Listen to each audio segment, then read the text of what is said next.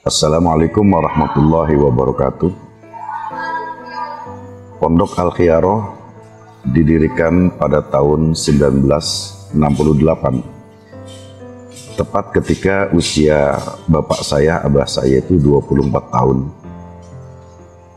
Dan sistem pengajaran beliau, abah saya itu adalah sistem dirosah. Abah saya membacakan kitab, kemudian diulang oleh beberapa santri. Pertimbangannya adalah untuk memberikan kesempatan pada santri yang lain, barangkali banyak yang tertinggal dari bacaan abah saya. Sampai ada hafalan, ada muhafadoh, imriti, jurmiyah, alfiyah, dan yang lainnya. Terus sampai ke tahun 1991, abah saya meninggal dunia tanggal 15 Desember. Saat itu saya sudah mendaftarkan diri ke kuliah. Berhubung saya adalah laki-laki pertama di keluarga, maka uak saya, paman saya memberikan saran bahwa saya harus pesantren karena harus bisa meneruskan pondok abah saya. Maka tahun 92 saya berangkat mondok pesantren ke Sarang, tepatnya di Pondok Al-Anwar yang diasuh oleh Syekhina Kiai Muhammad Zubair. 1 bulan sebelum pemilu, ketika saya sudah baru sebulan di sana, Mbah Maimun menganjurkan santrinya untuk pulang, semuanya pulang dan mengikuti pemilu di rumahnya di daerahnya masing-masing. Dari tahun 92 terus saya menimba ilmu di Sarang sampai sekitar tahun 1997 akhir. Nah, ketika saya pulang dari pesantren, barulah pesantren ini, Al-Khiyarah ini, saya yang mimpin estafet dari kakak sepupu saya dan uak saya. Jadi jenjang waktu yang ketika saya itu mondok, maka pesantren Al-Khiyarah diisi oleh uak saya dan kakak sepupu saya. Ada Kiai Bedowi, uak saya, dan sepupu saya Kiai Adib Rofiuddin yang kebetulan sekarang sebagai sesepuh buntet. Dari tahun 1998 awal itulah sampai sekarang saya meneruskan Al-Khiyarah dengan segala perubahan-perubahannya. Apa yang baik yang saya dapat dari Sarang, saya terapkan di pondok saya. Walaupun tidak semuanya, tapi yang saya anggap ini mampu untuk diterapkan di Al-Khiyarah, saya terapkan di sini. Alhamdulillah saya dibantu oleh 3 adik saya yang laki-laki.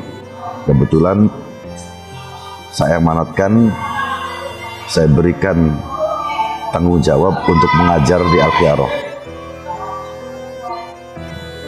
Dan Al-Khiyarah ini pondok yang memakai sistem dirosah, sehingga orang tuanya santri tidak dapat untuk memprotes bagaimana hasil putranya, karena di situ sudah tergambar dari rapotnya masing-masing atau ijazahnya. Jadi ada semester, ada juga ikhtibar. Yang rapotnya bernilai bagus, maka dia melanjutkan kelas berikutnya, dan kitab-kitab yang diajarkan setiap kelas itu berbeda. Untuk santri-santri awal pemula, mereka dites sejauh mana kemampuan agamanya. Ketika kemampuan agamanya masih sangat nol besar, maka kita masukkan ke kategori sekolah SP, yaitu sekolah persiapan. Di situ kita ajarkan sangat dasar sekali bagaimana sholat yang baik, bagaimana niat sholat yang baik, bagaimana niat puasa, wudhu yang baik. Kemudian jenjang berikutnya pelajarannya pun beda, semakin naik, semakin berbeda kitab yang diajarkan. Anak-anak santri yang sudah menyelesaikan pendidikan Al-Khiyarah akan mendapatkan sertifikat kelulusan sebagai bukti bahwa anak santri ini sudah layak dikategorikan sebagai alumni Al-Khiyarah dan sudah bisa mengajar kepada murid-muridnya nanti. Di sini ada juga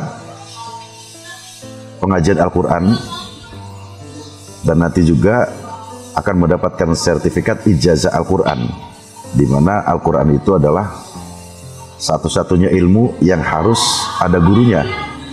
Kalau yang lain kita bisa dengan secara otodidak bisa kita pelajari, tetapi Al-Quran harus ada gurunya. Maka siapapun santri yang sudah mendapatkan legalitas ijazah, maka berarti dia berhak untuk mengajarkan kepada muridnya Al-Quran, berhak juga atas kesahan bahwa dia itu jalurnya bisa dipertanggungjawabkan langsung kepada Rasulullah.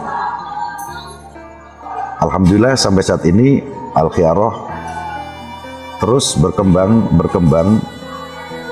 Apa yang masih kurang kita perbaiki, apa yang sudah berlangsung dengan baik kita tingkatkan. Dari tahun ke tahun selalu ada peningkatan, ada ide-ide yang cemerlang dari beberapa guru, beberapa asatidz, sehingga Al-Khiyarah menjadi pondok yang sangat dibutuhkan oleh masyarakat nanti. Keluaran pondok Al-Khiyarah atau keluaran pondok dimanapun di Buntet umumnya itu harus bisa mempertanggungjawabkan keilmuannya, baik dipertanggungjawabkan kepada dirinya ataupun pada orang lain, sebagai wujud bahwa inilah amaliyah kita nanti bisa bermanfaat untuk dirinya dan untuk orang lain. Assalamualaikum warahmatullahi wabarakatuh.